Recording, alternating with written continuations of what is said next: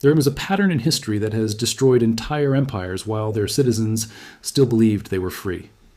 In 44 BCE, Rome called itself a republic, even as power quietly consolidated around a handful of men, and within 17 years, democracy was gone. In 1914, Britain controlled nearly 25% of global trade and ruled over 400 million people.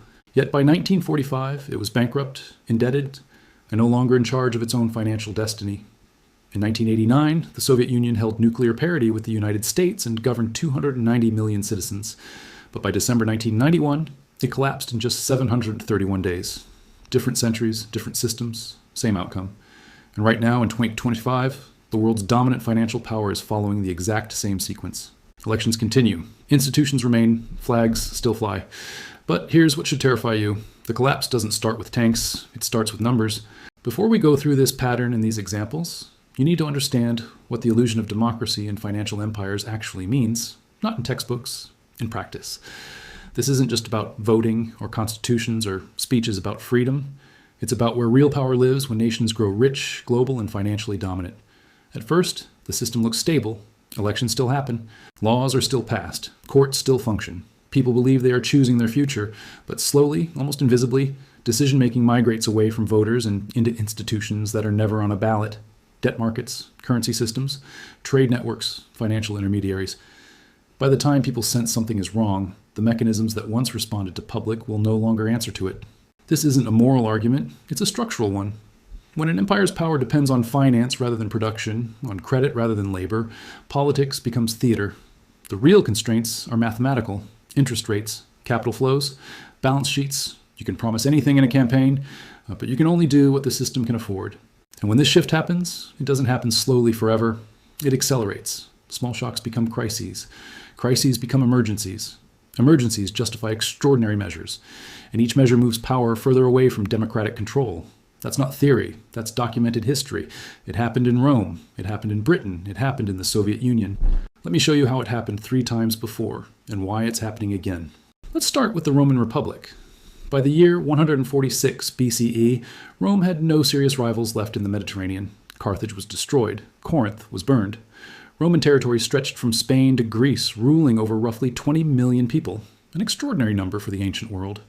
On paper, Rome was still a republic. Citizens voted, senators debated, magistrates were elected annually. The language of democracy remained intact. But the economic reality underneath that language had already changed. By 133 BCE, Rome's expansion had flooded the city with wealth captured from conquered provinces. Gold, silver, slaves, land. The spoils didn't distribute evenly. Roughly 90% of public land ended up controlled by a tiny aristocratic class, fewer than 2,000 families, while small farmers were pushed off their land and into Rome itself. These citizens still had votes, but no economic leverage. Their survival now depended on grain handouts financed by imperial plunder. This is where the pattern begins. In 133 BCE, Tiberius Gracchus attempted land reform to rebalance this system.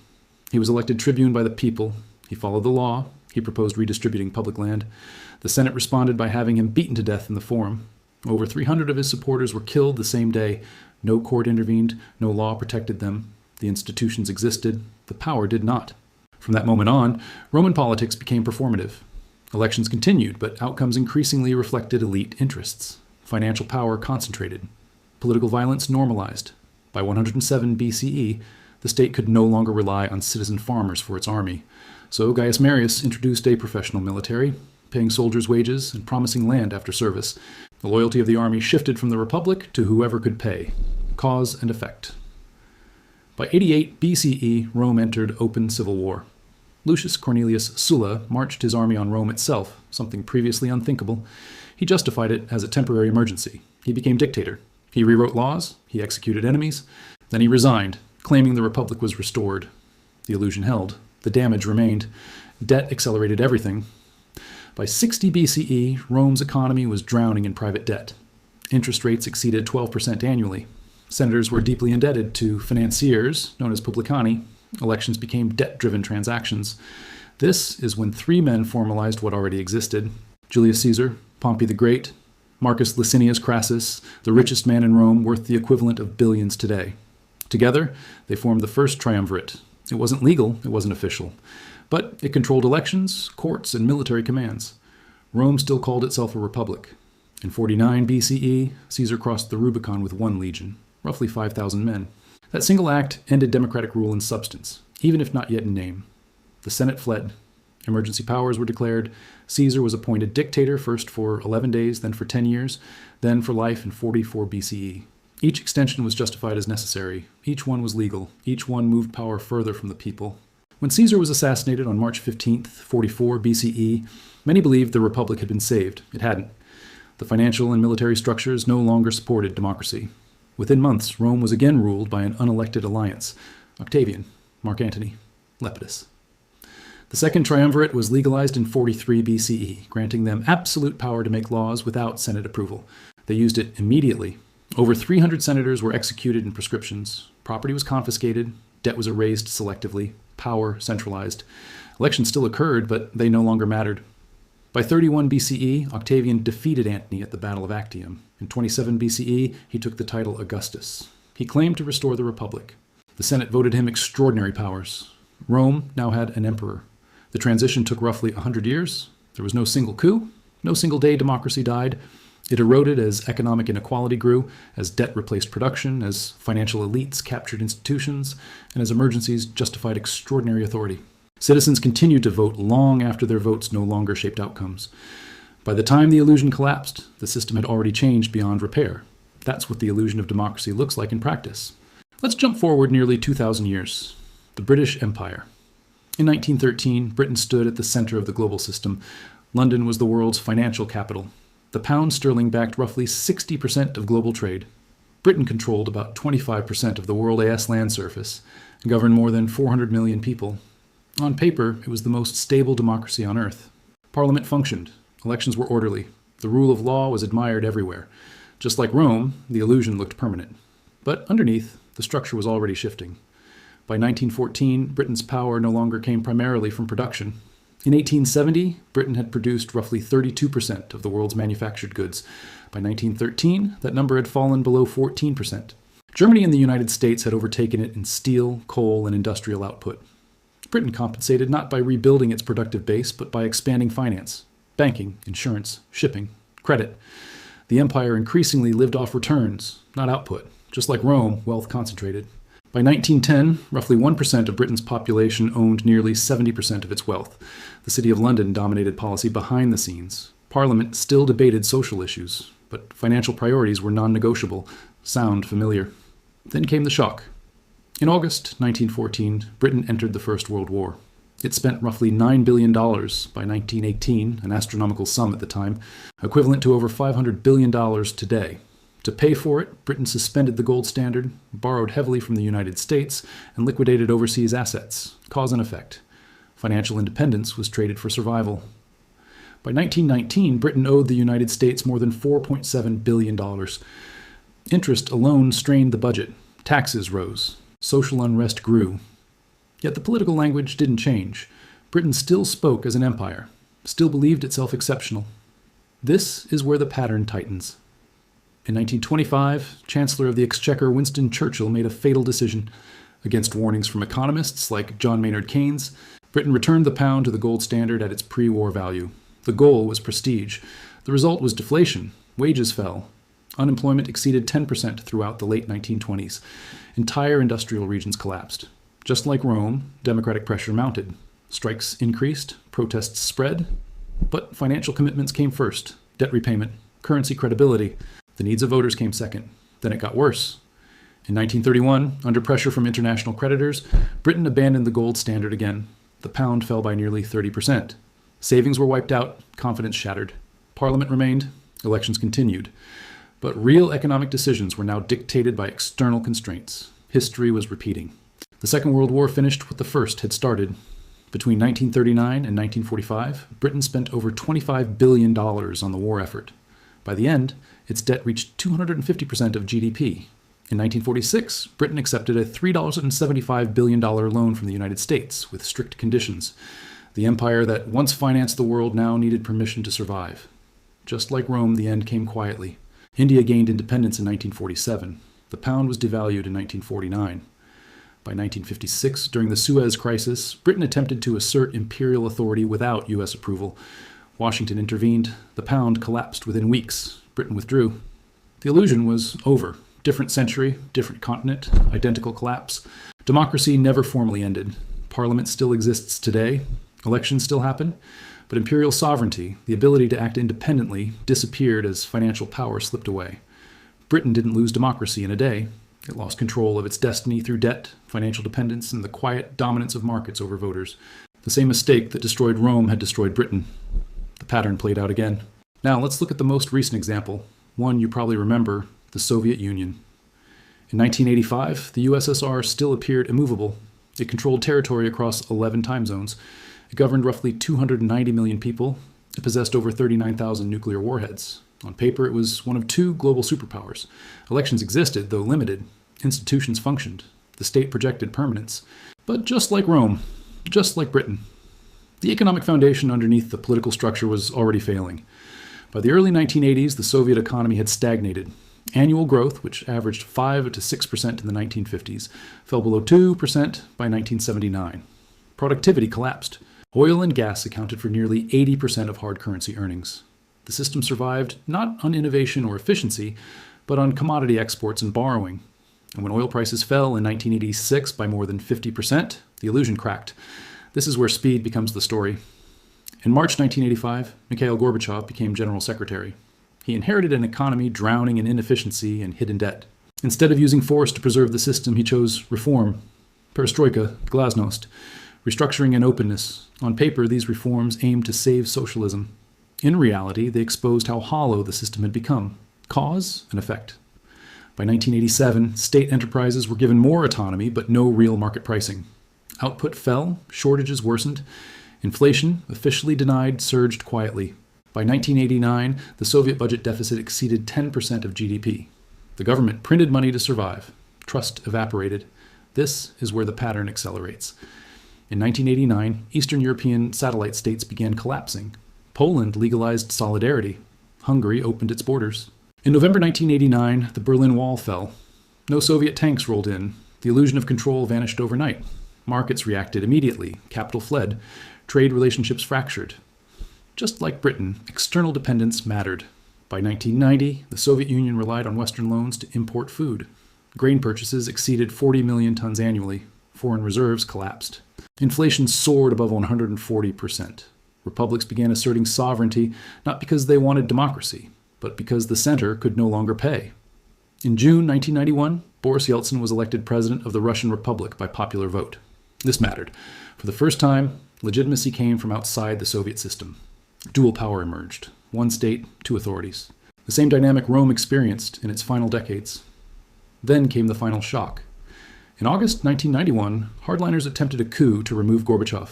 It failed in just 3 days, but the damage was irreversible. The Communist Party lost control. Republics declared independence one after another: Lithuania, Latvia, Estonia, Ukraine. In December 1991, just 731 days after the fall of the Berlin Wall, the Soviet Union ceased to exist. On December 26, the Supreme Soviet formally dissolved itself. No invasion, no final battle, no dramatic overthrow. The system collapsed under its own financial and institutional weight. Compare the timelines. Rome took roughly 100 years to transition from republic to empire. Britain took about 40 years, from 1914 to 1956, to lose imperial sovereignty. The Soviet Union took barely 6 years from reform to dissolution, from apparent stability to total collapse in less than a decade. The pattern was accelerating. The illusion of democracy mattered here too. The Soviet Union did not fall because people suddenly voted it away. It fell because the economic system could no longer support political authority. Once the financial structure failed, institutions followed. Power fragmented. Legitimacy evaporated. 3 times, 3 empires, 3 collapses. Different ideologies, different systems, same sequence. And that brings us to now. And here's what should terrify you. The United States-led financial order is following the exact same pattern, stage by stage. Stage 1 is economic dominance paired with democratic confidence. For the United States, this peaked after 1945. By 1950, America produced nearly 50% of global industrial output. The dollar backed 70% of global reserves. Institutions like the IMF and World Bank were built around U.S. financial power. Democracy and prosperity appeared inseparable. Check. Stage 2 is the shift from production to finance. By 1971, the United States abandoned the gold standard under President Richard Nixon. From that moment, the dollar was backed not by gold, but by confidence and debt. Manufacturing began to hollow out. In 1979, manufacturing made up about 21% of U.S. GDP. By 2023, it was under 11%. Finance, insurance, and real estate surged. Wall Street replaced factories as the engine of growth, just like Britain. Check. Stage 3 is debt replacing growth. In 1980, total U.S. federal debt was roughly $900 billion. By 2000, it reached $5.6 trillion. By 2020, it surpassed $27 trillion. By late 2024, it crossed $34 trillion, was growing by roughly $1 trillion every 100 days. Interest payments alone exceeded $1 trillion annually, more than the defense budget. You can vote for anyone you want. The math doesn't care. Check. Stage 4 is financial elite capture. Since 2008, this has accelerated dramatically. During the financial crisis, the Federal Reserve created over $4 trillion to stabilize markets. Asset prices soared. Wages did not. By 2022, the top 1% owned roughly 32% of U.S. wealth, while the bottom 50% owned less than 3%. Elections continued. Inequality widened. Just like Rome's landowners, just like Britain's financiers. Check. Stage 5 is crisis management replacing governance. In March 2020, during the COVID shock, the Federal Reserve injected more than $9 trillion into financial markets in a matter of months. Congress passed $5 trillion in emergency spending. These were not debated reforms. They were emergency measures. Necessary, perhaps. But every emergency normalized extraordinary power. Every crisis moved decisions further from voters and closer to institutions no one elects. Check. Stage 6 is global pushback against the system. By 2023, BRICS nations accounted for over 31% of global GDP by purchasing power, surpassing the G7. Countries began settling trade in local currencies. China reduced U.S. Treasury. Holdings from $1.3 trillion in 2013 to under $800 billion by 2024. Saudi Arabia began discussing oil sales outside the dollar. The foundation of dollar dominance began to crack, just like sterling after 1931. Check. Stage 7 is political polarization without economic resolution. In 2024, the United States spent over $14 billion on elections. Turnout was high, trust was low. Approval of Congress fell below 20%. No matter who wins, deficits continue, debt grows, interest compounds. This is the illusion. Political theater on top, financial inevitability underneath. Check. We're not approaching the pattern, we're deep inside it. If the pattern holds, we are near the late stage Britain occupied in the early 1950s, or the Soviet Union in the late 1980s. The next stage is constraint, forced austerity, currency pressure, loss of strategic autonomy. Maybe it takes 10 years, maybe 5, maybe less. The pattern is accelerating. This affects you directly. Your currency buys less because supply expands faster than productivity. Your taxes rise because interest must be paid. Your savings are exposed because stability depends on constant intervention. When the system strains, it will not ask voters for permission. It will act to preserve itself. That is how every financial empire behaves in its final phase. 3 times this happened before. Rome, Britain, the Soviet Union. Each one believed it was exceptional. Each one believed its system was too advanced, too powerful, too central to fail. Each one believed the rules of history no longer applied to them. They were wrong, every single time. Rome told itself the republic still existed because elections continued, even as real power moved to generals and financiers. Britain told itself Parliament still ruled, even as debt and external creditors dictated its choices. The Soviet Union told itself reform would save the system, even as the economy collapsed faster than politics could adapt. Now we are telling ourselves the same stories.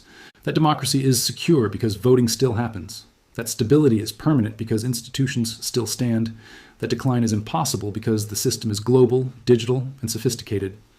But the pattern doesn't care about belief. It doesn't care about ideology. It doesn't care about intentions. The pattern is mathematical. You cannot accumulate unlimited debt without consequences. You cannot replace production with finance forever. You cannot concentrate wealth in decision-making without hollowing out democracy. You cannot run permanent emergencies without normalizing extraordinary power. Once a financial empire completes these stages, outcomes narrow. Choices disappear, options collapse into necessities. Maybe we have 10 years, maybe 5, maybe less. Since 2020, every stage has accelerated. Debt growth, monetary intervention, political polarization, global pushback, all faster, all tighter, all more synchronized.